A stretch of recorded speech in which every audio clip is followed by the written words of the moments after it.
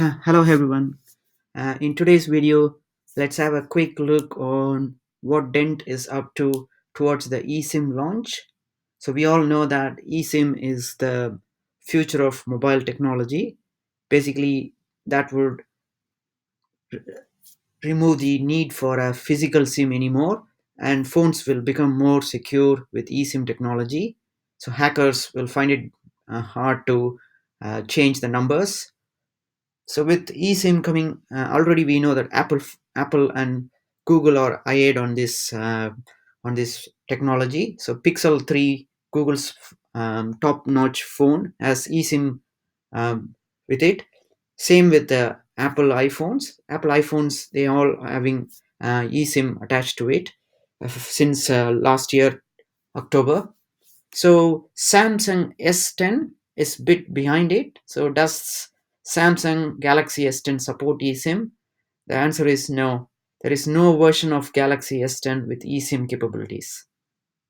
Instead, you want to pick Pixel 3, which does support eSIM. So basically, Samsung is bit behind when it comes to eSIM. So probably the next version of Samsung could be having eSIM. The reason I'm talking about Samsung and Apple and Pixel's eSIM is because of the very interesting two tweets from Dent Wireless. So if you look at the tweet on 24th of May 2019, so they were participating in a world conference, MNO's Mobile Virtual Network Operators World Conference in Amsterdam. So the talks there were about more about eSIM. So here they mention about a special eSIM team they are having. So that in this tweet, Miko has mentioned, not very obvious though, but if you look, we have our special eSIM team, Michael and Axel. So basically they are focusing on um, getting eSIM rolled out, which is very interesting from my point of view.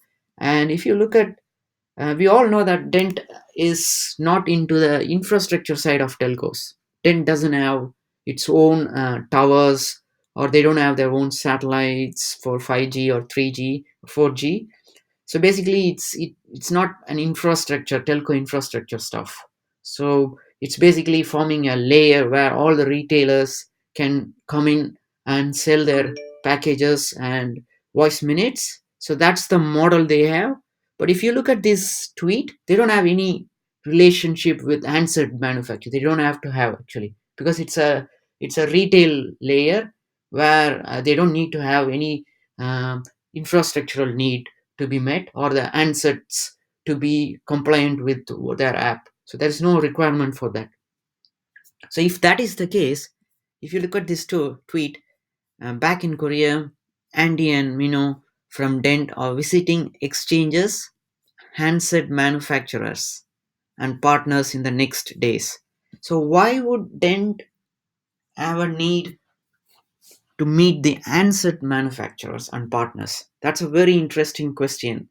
They spent a week in Korea targeting, visiting exchanges and handset manufacturers. So that's a very interesting highlight here, which to me sounds like they are trying to embed into handsets of eSIM phones, so that I buy a eSIM phone, I can scan the QR code and enable by activate my number with the telco provider. And then if I have Dent app pre-installed on my phone, then I don't have to go anywhere to do the top up. I can just go to straight away to Dent app and just do a top up straight away in the handset.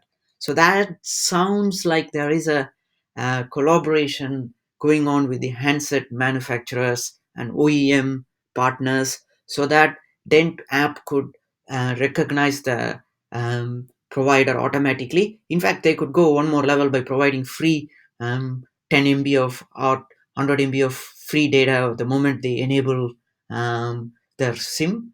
So that kind of things are quite possible in the future from my point of view. So that is the key two tweets that I want to highlight here. So their focus is more on eSIM now. So you can see our special eSIM team. So they have set up a special eSIM team, which they haven't mentioned obviously. Dent normally doesn't pre-announced things, but we can make it out from the tweets that they are doing. So if you look at this tweet is all about talking about the uh, meetings they had with the handset manufacturer. So that two tweets are giving us some very good clue regarding their focus on how dedicated they are on getting the eSIM technology. So as far part of the it's Q4 2000 highlight, if you look at the roadmap, they are also preparing eSIM launch, voice calls in 100 countries. So we might potentially, I'm just speculating here. We don't dent. This is purely my own opinion. This is nothing to do with Dent Wireless or any individuals. So my view is it's pretty much possible that we don't have eSIM on Samsung phones yet. So that is a open door that opens up quite a lot of possibilities now for us.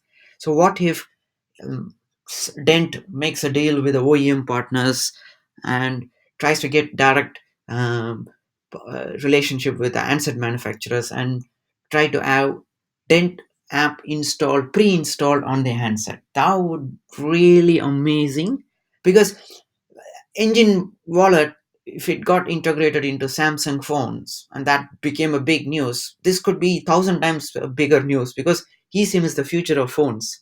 If one OEM partner tries to embed the Dent app inside the phone which comes pre-installed, then imagine there will be a quite a lot of handset manufacturers trying to get into this boat. The reason I'm saying the possibility of more manufacturers participating is there's no competitor for Dent at the moment. There is no app which could provide something of this kind except for one particular provider called GigSky.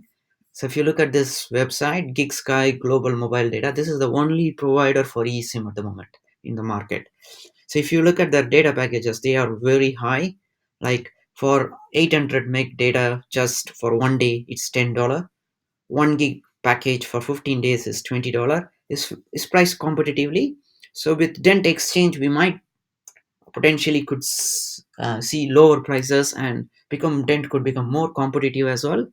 So that's my views on this video about eSIM and how Dent is trying to get a market share of the eSIM technology, and how they are initiating.